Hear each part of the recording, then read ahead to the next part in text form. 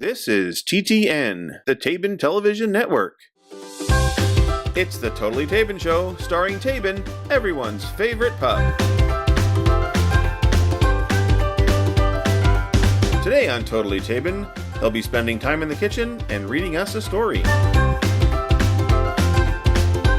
Hi, my name is Taebyn. I'm a pup, bark bark, and welcome to Cooking with Taebyn. Today, I want to explain a few useful and important things to help supplement any meal. For this, in order to make sure you stay fluff, it's good to have an apron.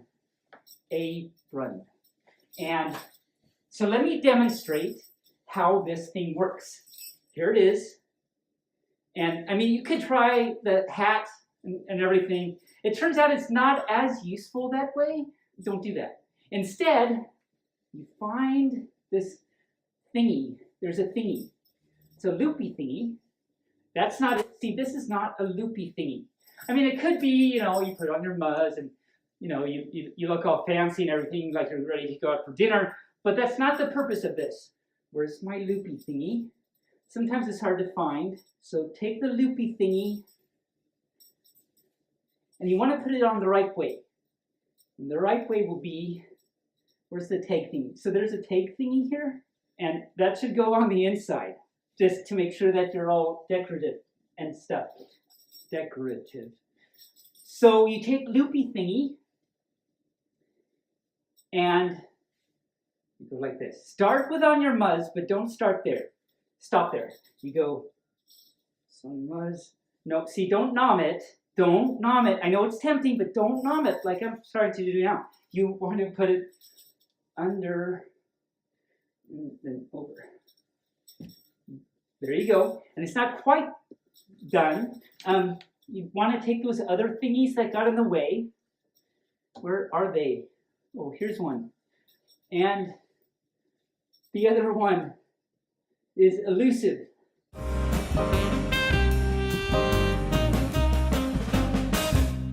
There it is. Oh, I see you. You can't get away from me, Mr. Thingy. Okay. And then you take these and you tie behind your back. Just like this. Tie, tie, tie. And there you go. So that is the apron wearing trick. It's not really a trick. It's a thing you do. Because then you can stay fluff. So then you can move on to doing things that might possibly make you less fluff if you didn't have an apron. So, for example, what we can do is, here's a bagel. And you can, some of them are sometimes sold pre-sliced, but if it's like one whole bagel thingy, you might need to take it like the, careful, and cut into, like this. Cut into, and then you get done, and there it is. Wasn't that fun and exciting? Then you could nom it like this if you wanted, but it's a little more fun if you put something on. For example, butter. So, how this works is, in my way, don't hurt self. You take the butter. Remember in one of my other cookings, we talked about opening things. This, so you can use those techniques to help you with this. In this case, I'll just kind of do it fast because I think you've probably mastered even the techniques from before, and you open that. And then you take your knifey. Here's a knifey. He's a brother of the fork. If you remember the magical fork that we used in, I think it was the opening things video. Take some butter. There. Now you're good to go. Ouch! Oh no, that hurts the butter. Don't do that. That hurts the butter. Put it like that. Okay, so I think we've learned a lot today. Thank you for joining me, and I'll see you next time on Cooking with Taebyn. Work, work.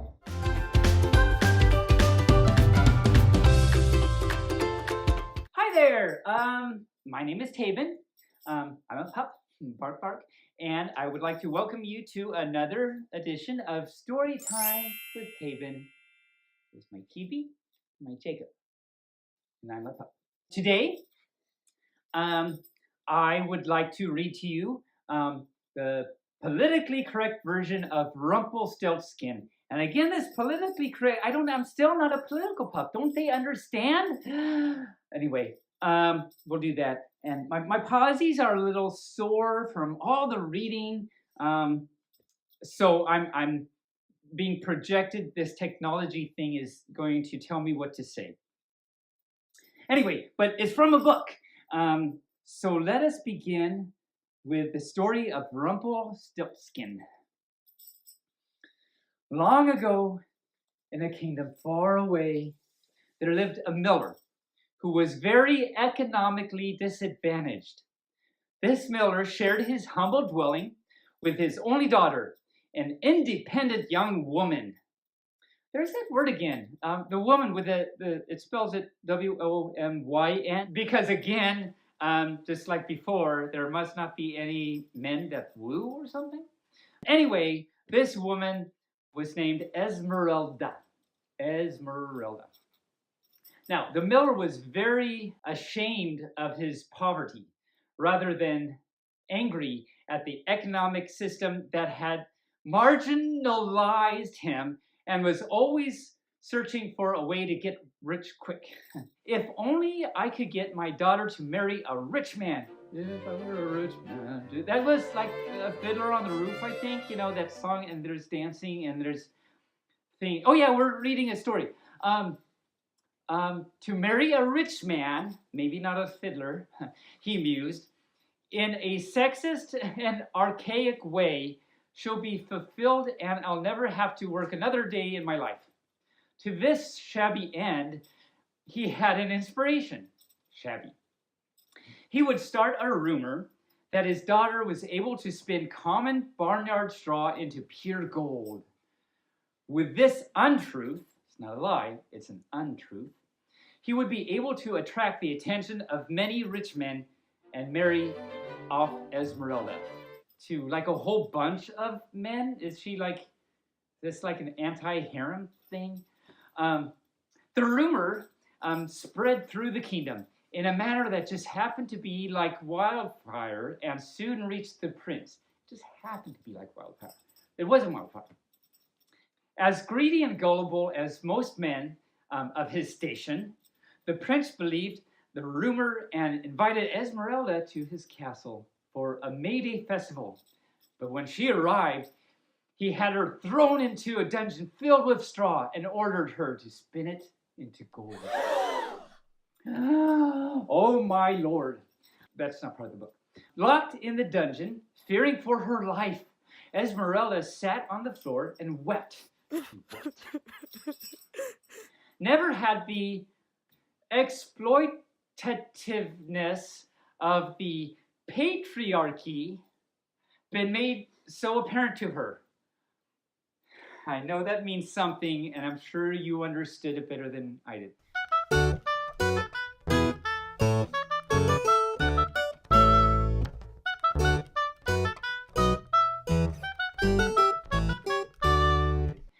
As she cried, a diminutive man in a funny hat appeared in the dungeon. Okay, a diminutive man in a funny hat appeared in the dungeon. "Why are you crying, my dear?" he asked. Esmeralda was startled, but answered him. "The prince has ordered me to spin all this straw into gold." "But why are you crying?" he asked again. Because it can't be done. What are you, specially abled or something?" Okay, that's what she said. The differently statured man laughed and said, "Terry, you're thinking too much with the left side of your brain, you are. But you're in luck. I will show you how to perform the task. Yes, but first you must promise to give me what I want in return." With no alternative, Esmeralda gave her assent. Assent? Did she climb something? Okay, anyway, she gave that. To turn the straw into gold, they took it to a nearby farmer's cooperative, co-op, where it was used to thatch an old roof. With a drier home, the farmers became healthier and more productive, and they brought forth a record harvest of wheat for local consumption. The children of the kingdom grew strong and tall, went to a cooperative school, there's that co-op again, and gradually turned the kingdom into a model democracy with no economic or sexual injustice and low infant mortality rates. Low infant mortality rates. For his part, the prince was captured by an angry mob and stabbed to death with pitchforks outside the palace. Well, there we go. As new investment money poured in from all over the world, the farmers remembered Esmeralda's generous gift of straw and rewarded her with a numerous chests of gold. When all this was done, the diminutive man in the funny hat laughed and said, "That is how you turn straw into gold." Then his expression became menacing. See, like this, I'm menacing.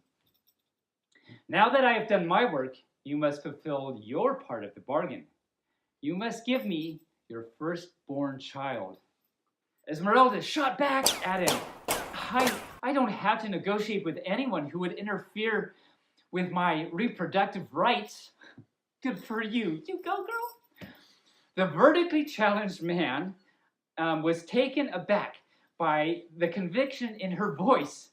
Taken aback, not affront, but aback. Deciding on a change in tactics, he said slyly, "Fair enough, dearie. I'll let you out of the bargain if you can guess what my name is." "All right," said Esmeralda. She paused a second, tapping her chin with her finger, and said, "Would your name be, I don't know, maybe, I just don't know, Rumpelstiltskin?" "Ah!" shrieked the man of non-standard height. But how did you know?" She replied, "You're still wearing your name badge from Little People's Empowerment Seminar." That'll do it. Rumpelstiltskin screamed in anger and stamped his little footy, at which point the earth cracked open and swallowed him up in a rush of smoke and sulfur. Yeah. With her gold, Esmeralda she moved to California to open a birth control clinic where she showed other women again with a WYM thing, how not to be enslaved by their reproductive systems and live to the end of her days as a fulfilled, dedicated single person. The end.